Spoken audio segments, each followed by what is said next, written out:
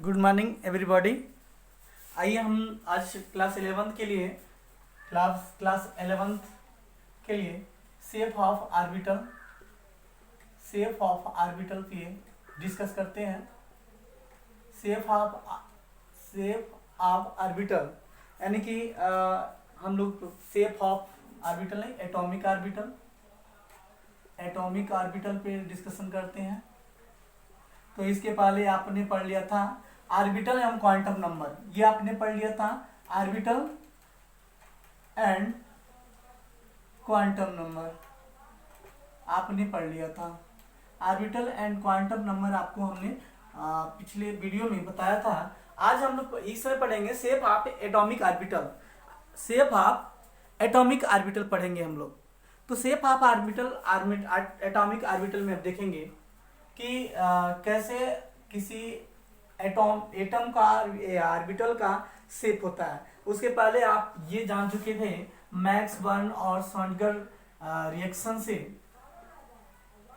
तो max burn ने कहा था कि जो आर्बिटल है, आर्बिटलों के देखिएगा, अगर हम माने first S orbital, 2s orbital, तो ये दो ऑर्बिटल हैं। दोनों ऑर्बिटल देखिएगा, दोनों ऑर्बिटलों के बीच की दूरी अगर r होती है, क्या होती है, बीच की दूरी r होती है। ये भी आप पढ़े हैं कि जो इलेक्ट्रॉन जहां पाए जाते हैं वो साई के तरंग फलन के साई के वर्ग के समानुपाती यानी कि वर्ग के बराबर होते हैं। इलेक्ट्रॉन जो पाया जाता है, यही इलेक्ट्रॉन पाए जाने की प्रोबेबिलिटी होती है। इलेक्ट्रॉन पाए जाने की संभावनाएं यही होती है।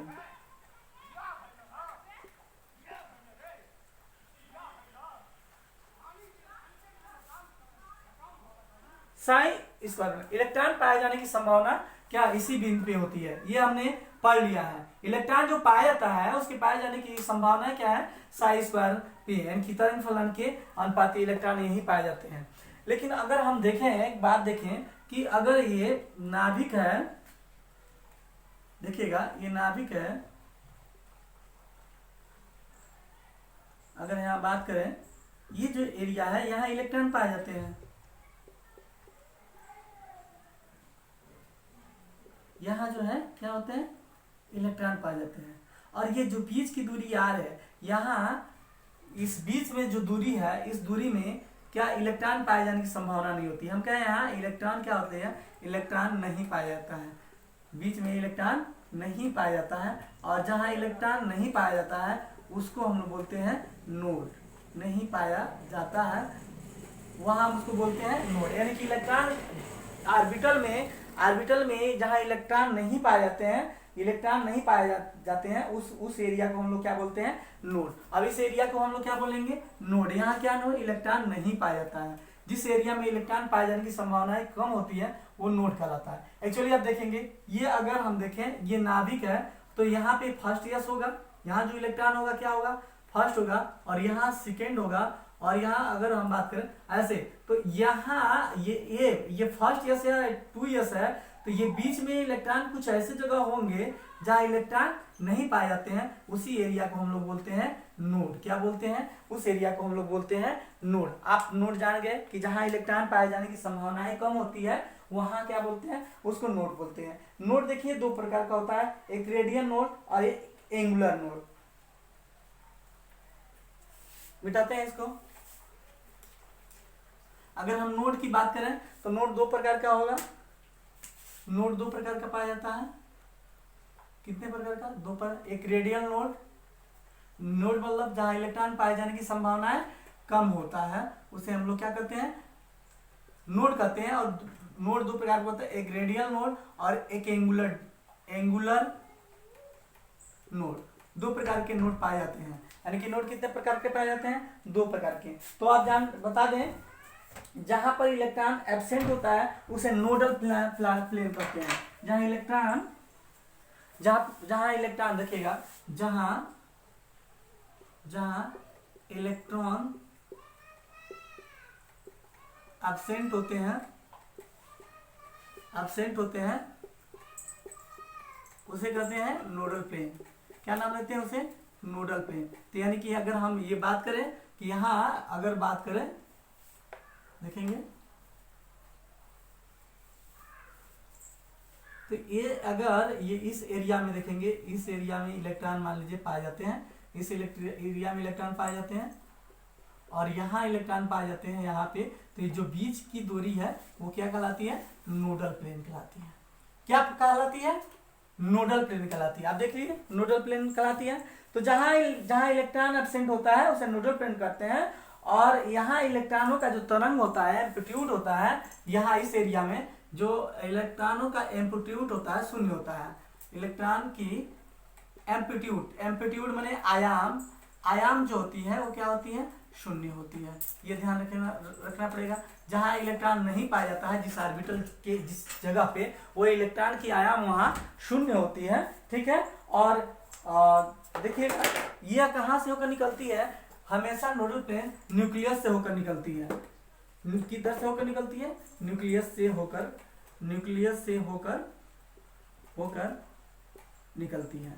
आपको बता दें कि कहीं भी निकलती है।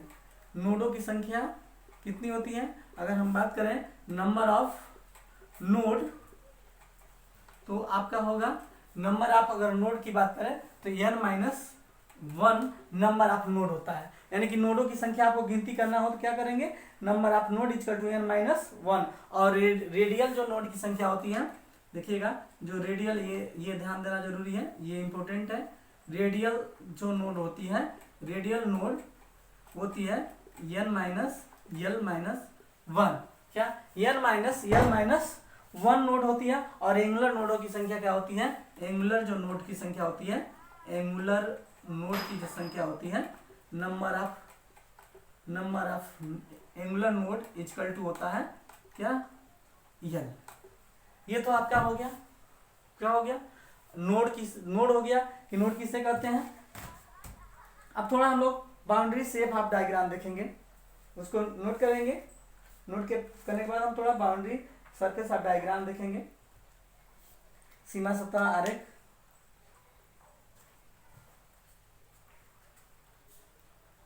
अगर हम बात करें, इसको मिटाते हैं। ओके, थोड़ा हम लोग इसी टॉपिक पे बात करते हैं। बाउंड्री शेप ऑफ डायग्राम, सीमा सतह आरेख, सीमा सतह आरेख की बात करें, सीमा सतह आरेख की बात करें, देखिएगा। तो अगर हम देखेंगे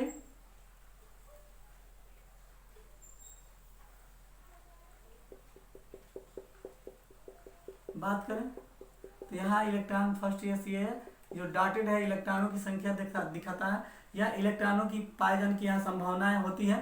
तो हम अब इसमें देखेंगे इलेक्ट्रॉन पाए जाने की यहाँ का संभावना यहीं पे होती है। तो देखिएगा हम थोड़ा सीमा सतह आरेख में एस ऑर्बिटल की बात करें कि एस ऑर्बिटल की क्या शेप होती है। चलिए हम लोग आज बात करते हैं शेप ऑर्बिटल की शेप।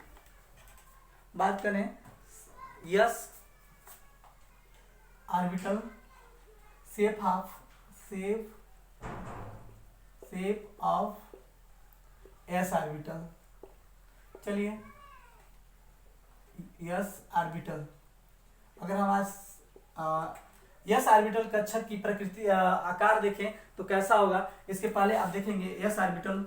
आप तो जान ही गए हैं एस पी डी एफ, आप सभी लोग जान गए हैं एस पी डी एफ।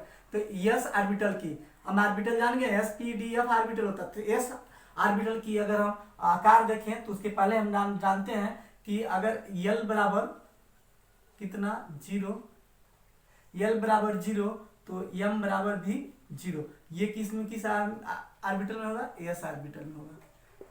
कितने एस ऑर्बिटल में? अब देखिए यल बराबर 0 तो m बराबर 0, m बराबर 0 तो s बराबर क्या होगा?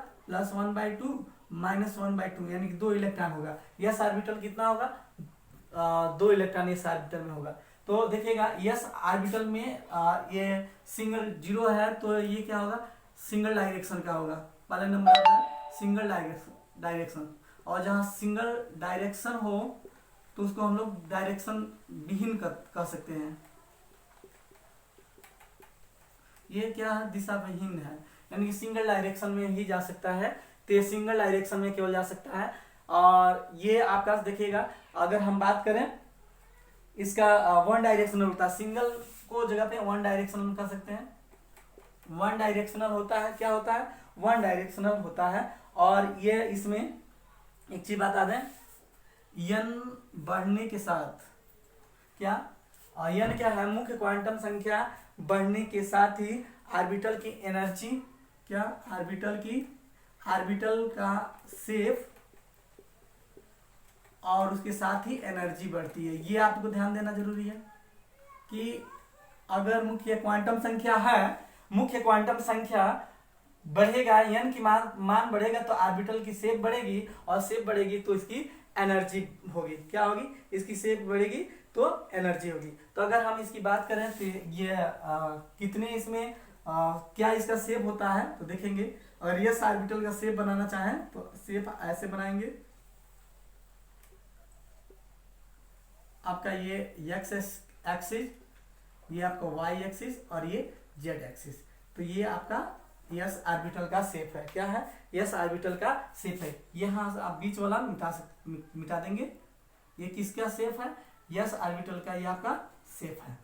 किसका शेप है, यस ऑर्बिटल का शेप है। तो इसको आप लोग ऐसे भी बना सकते हो, 1s या 2s ऐसे भी कर सकते हो। ये देखो ऐसे से आप शेप है, ये एक कौन सा जगह है, नोड है। तो शेप ऑर्बिटल का, यस ऑर्बिटल का शेप कैसा होगा, गोलकार होगा। पहले नंबर एस क्या होगा, गोलकार होगा। देख लीजिए गोलकार ही हो रहा है। यस ऑर्बिटल का क्या, गोलकार शेप होता है, क्लियर। और ये क्या होता है, इसका कोई दिशा नहीं होता है, इसका क्या होता है, कोई दिशा नहीं होता है। थोड़ा हम बात करते हैं पी ऑर्बिटल का। चलिए इसको नोट करेंगे, आप नोट करें।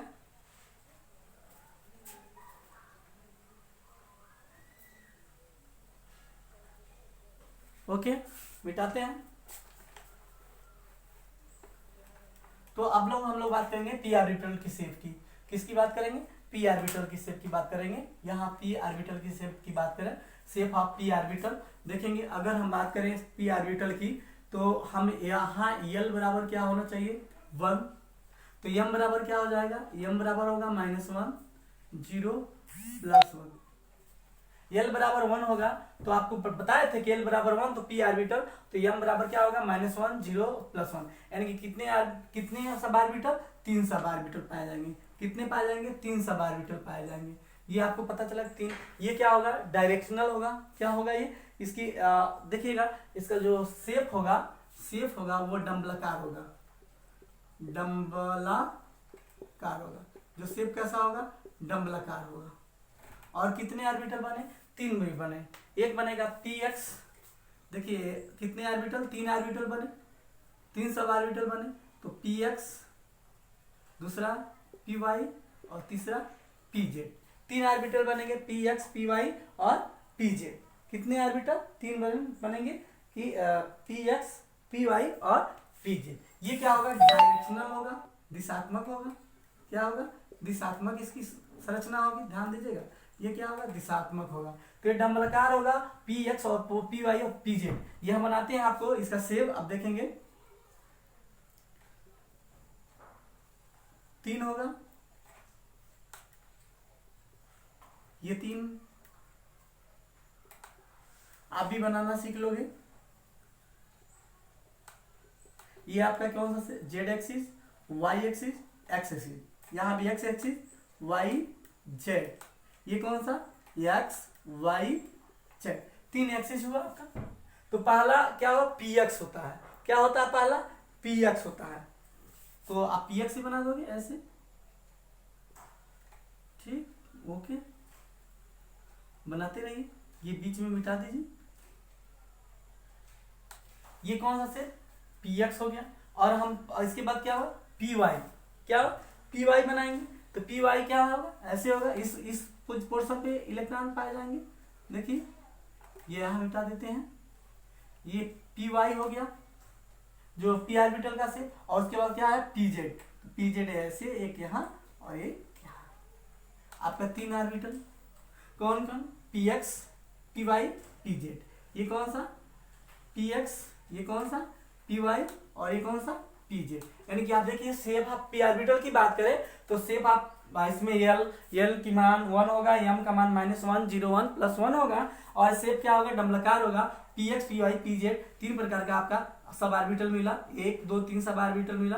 तो एक पी एक्स पी वाई और पी जी, एक में कितने इलेक्ट्रॉन, 2 पाए जाते हैं। पी एक्स में 2 इलेक्ट्रॉन, पी वाई में 2 इलेक्ट्रॉन, पी एक्स में, यानी कि पूरा इलेक्ट्रॉन कितना हुआ, 6 इलेक्ट्रॉन हुआ। कितने इलेक्ट्रॉन, आपका 6 इलेक्ट्रॉन। अगला हम बात करेंगे शेप ऑफ डी ऑर्बिटल। किसकी बात करेंगे, शेप ऑफ डी ऑर्बिटल की बात करेंगे। चलिए शेप ऑफ डी ऑर्बिटल की बात करते हैं, मिटाते हैं इसको।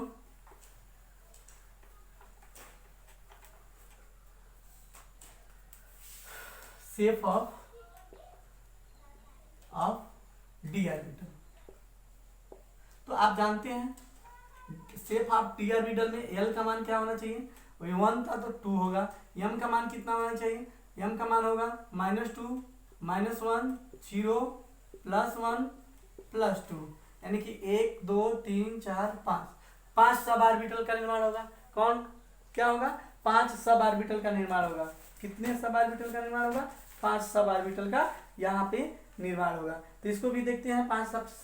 पहला क्या होगा, पहला होगा 3dxy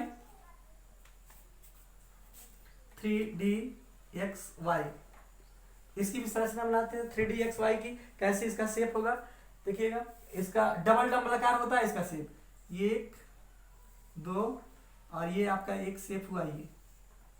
पहला dxy, क्या dxy, ये यहाँ एक होगा, एक यहाँ, ठीक है, ओके, और एक यहाँ होगा, ये वाला पार्ट dxy इस वाले पार्ट में और इस वाले पार्ट। देखिए आपको, देखिए 2 पार्ट, एक एक्स वाले पक्ष में और एक यहाँ माइनस माइनस, और ये क्या हुआ प्लस, और यहाँ प्लस। ये क्या हुआ 3dxy, क्या हुआ 3dxy हुआ। वैसे अगर हम बात करें 3dz, इसके बाद क्या होगा 3dxz, क्या xz, तो सेम ऐसे ही संरचना होगा, ऐसे कराते हैं दोनों से, माइनस माइनस प्लस प्लस, ये y एक्सिस, ये x एक्सिस, ये z, सॉरी ये z एक्सिस और ये y एक्सिस। ये आपका, और दूसरा जो ऑर्बिटल होगा, दूसरा 3D, तीसरा ऑर्बिटल 3dYz, क्या 3dYz, तो सेम ऐसे 3dYz का सेम ऐसे ही होगा संरचना, सेम बना देते हैं।